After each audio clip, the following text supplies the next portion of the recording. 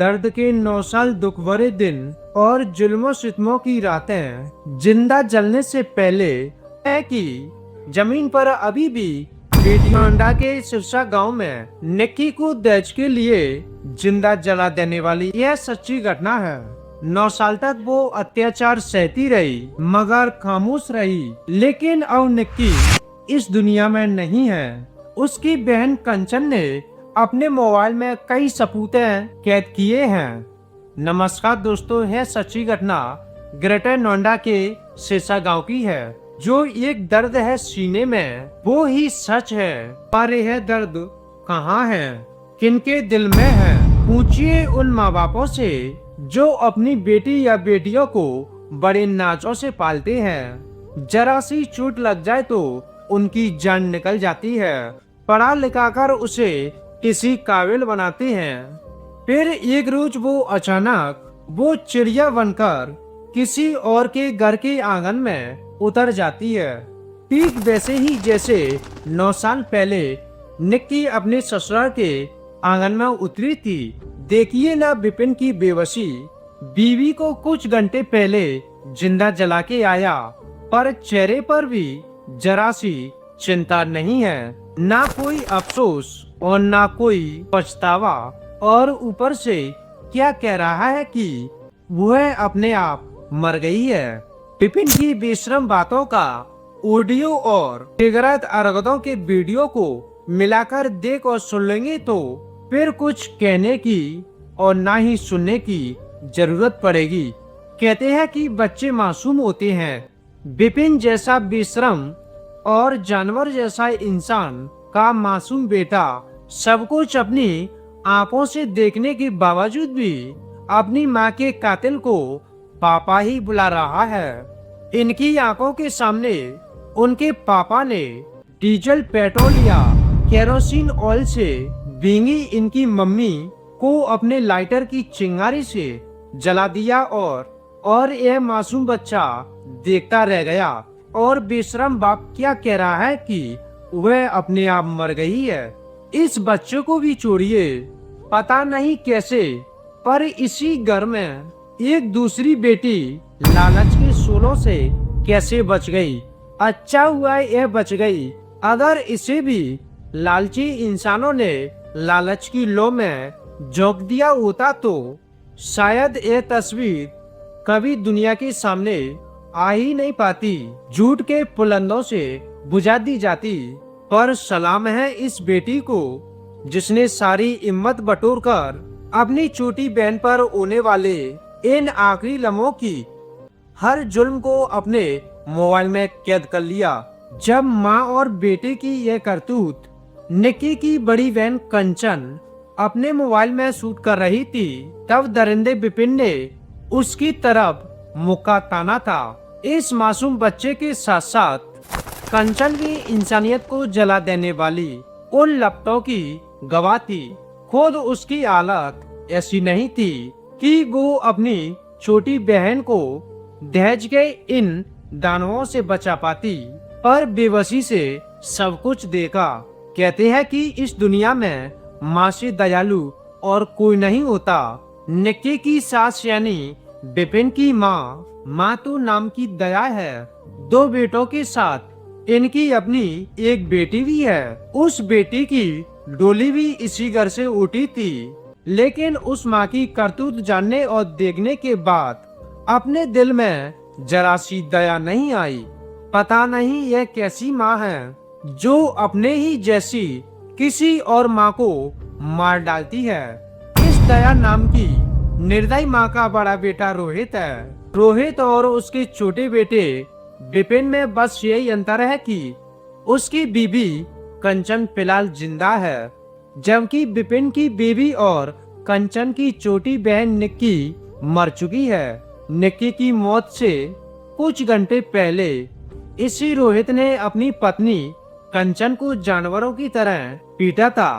असल में दोनों भाई दहेज नाम की बीमारी के शिकार हो चुके थे, जो बीमारी अब तक सैकड़ों हजारों बेटियों को खा चुकी है। ग्रेटर नोएडा के सिरसा गांव में सतवीर का परिवार रहता था।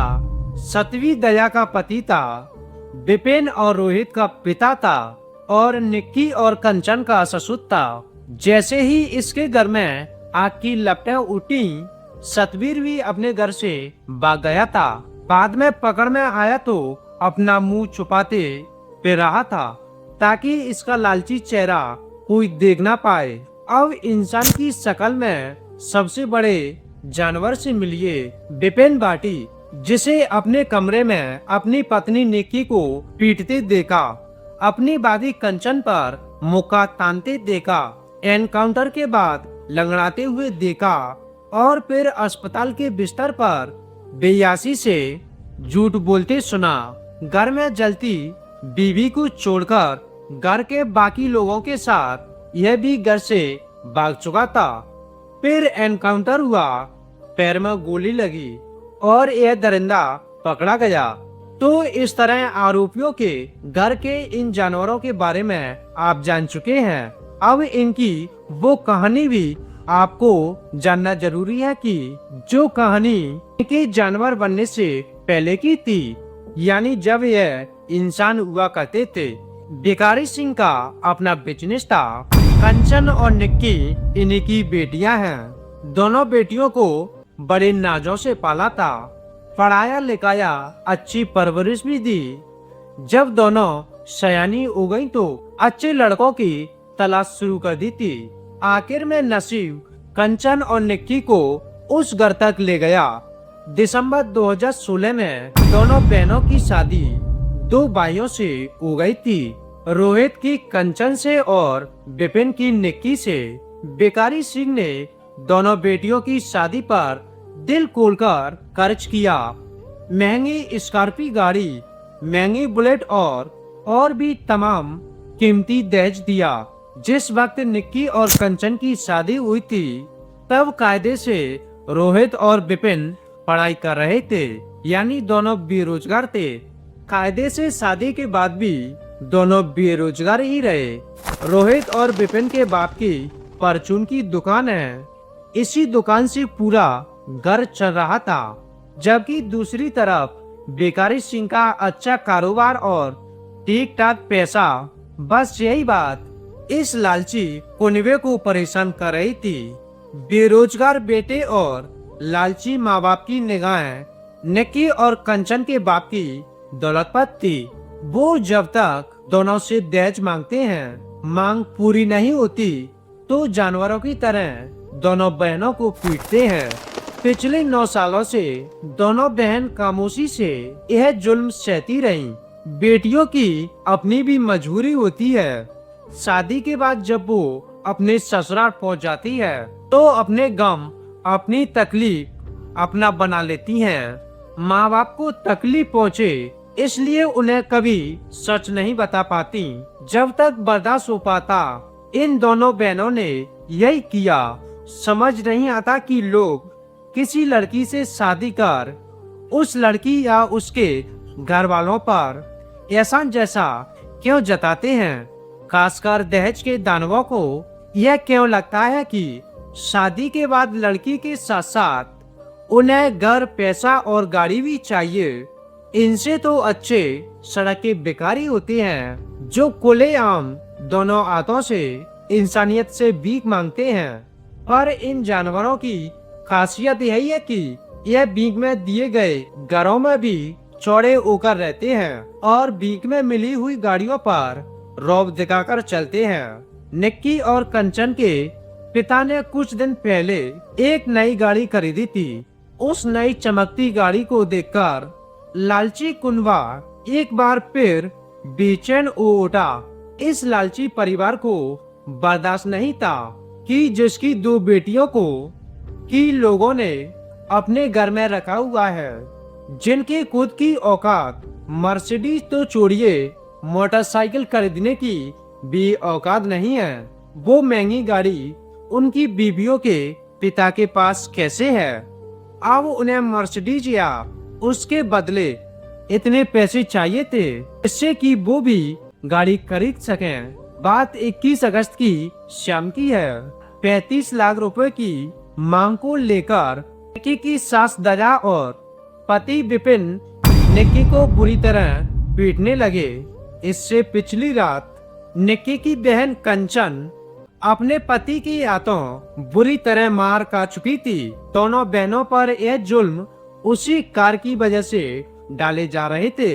निक्की की बुरी तरह पिटाई करने के बाद निक्की के ऊपर पेट्रोल, डीजल या केरोसिन ऑयल डाला जाता है। इसके बाद निक्की जल जाती है। यह तस्वीर पूरे देश का कलेजा चीर देती है। जब दहेज के सूलों में लिपटी निक्की घर की सीढ़ियों से नीचे की तरफ भाग रही थी। बाद में पता नहीं कौन लोग निक्की को अस्पताल ले गए, लेकिन वो रास्ते में ही मर चुकी थी। निक्की को 31 अगस्त यानी गुरुवार की शाम जलाया गया था, लेकिन अभी तक यह खबर सिर्फ इस घर और मोहल्ले और निक्की के घर वालों को ही थी। पर 2 दिन बाद 23 अगस्त शनिवार को अचानक सोशल मीडिया पर यह 2 वीडियो जैसे ही सामने आई, जिन्हें देखकर सारा देश दहल उठा। बेटी बचाओ बेटी पढ़ाओ कायदे से यह नारा गलत ही है, क्योंकि यह नारा आज के इस दौर में भी इस बात का एहसास दिलाता है कि हमें बेटियों को बचाना है। इससे शर्मनाक और क्या होगा।